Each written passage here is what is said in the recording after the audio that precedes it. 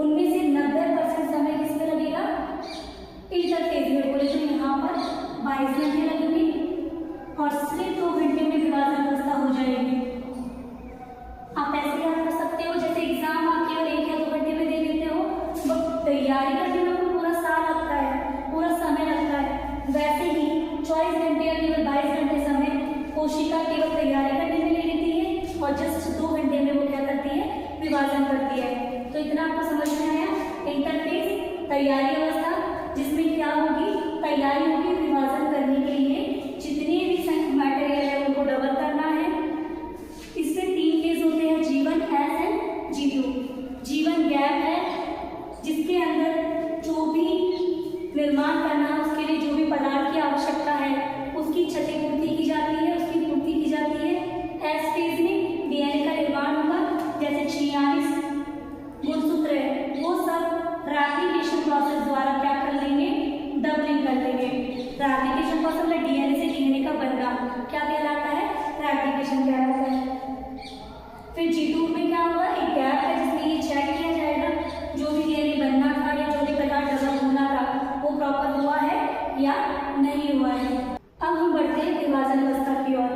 विभाजन किस चीज का होना है?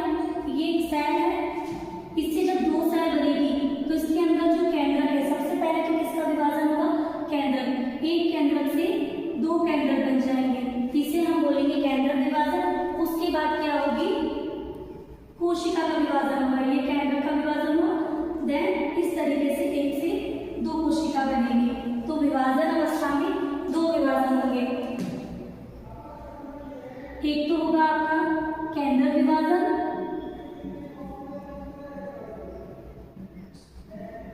और दूसरा होगा आपका कोशिका विभाजन।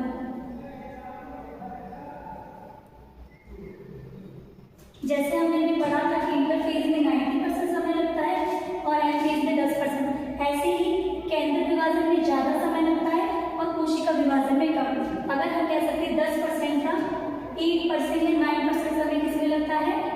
केंद्रक विभाजन में, और कोशिका विभाजन में 1 या 2% समय लगता है। केंद्रक विभाजन में केंद्रक को विभाजित करने के लिए 4 अवस्थाओं से गुजरना होता है। तो यहाँ लिख देती हूँ, केंद्रक विभाजन के लिए 4 अवस्थाएं होती है। पहली प्रोफेज, दूसरी metaphase, third anaphase and fourth telophase. इन अवस्थाओं को आप इन्हीं के नाम के आधार पर याद कर सकते हैं और इसका क्रम याद रखना आपको, आप इस तरीके से याद रखना। TN8, T से प्रोफेज, N से मेटाफेज, A से एनाफेज, T से टीलोफेज। प्रोफेज में क्या होता है? जो क्रोमोसोम है, जो डीएनए है बना था, जब डीएनए बनता है तो खुली फॉर्म में रहता है, इस तरीके से क्रोमेटिक की फॉर्म में रहता है, खुला खुला। डीएनए पैकेजिंग प्रोसेस होती है, देन उसके बाद डीएनए आपका किसमें कन्वर्ट हो जाता है? डीएनए में, सॉरी क्रोमोसोम में। तो डीएनए की पैकेजिंग के थ्रू क्रोमोसोम में कन्वर्ट हो जा रहा है डीएनए, ठीक है। ये प्रोसेस कहाँ तक हो जाएगी? प्रोफेज में। बोले तो प्रोफेज में डीएनए प्रॉपर्ली इस तरीके से कंडेंस हो जाएंगे। जो डीएनए G2 तक एस फेज में बने थे और G2 तक क्रोमेटिन फॉर्म में थे, वो किस फॉर्म में कन्वर्ट हो जाएंगे? क्रोमोसोम फॉर्म में। क्यों हो जाते हैं? क्योंकि बिल्कुल सेपरेट होना है। जो 46 गुणसूत्र इस तरीके से डबल हुए थे, अब उनको अलग अलग होना है इस तरीके से, जिससे 46 ऊपर जा सके और 46 नीचे जा सके। तो जैसे ही ये क्रोमोसोम अलग हो जाएंगे, 46 अपर और 46 नीचे चले जाएंगे, तो इसे हम कहेंगे केंद्रक का विभाजन। तो सबसे पहले क्या होगा? प्रोफेज में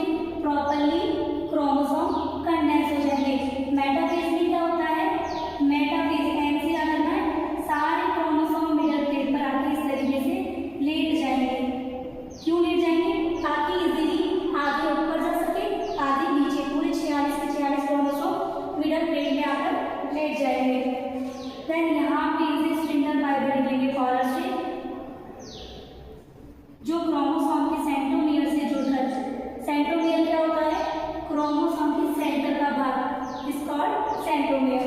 एनाफेज में आपको याद है ना, एक क्रोमोसोम क्या होगी, एक से एनाफेज से अलग। इस तरीके से आधे क्रोमोसोम ऊपर चले जाएंगे और आधे क्रोमोसोम नीचे आ जाएंगे।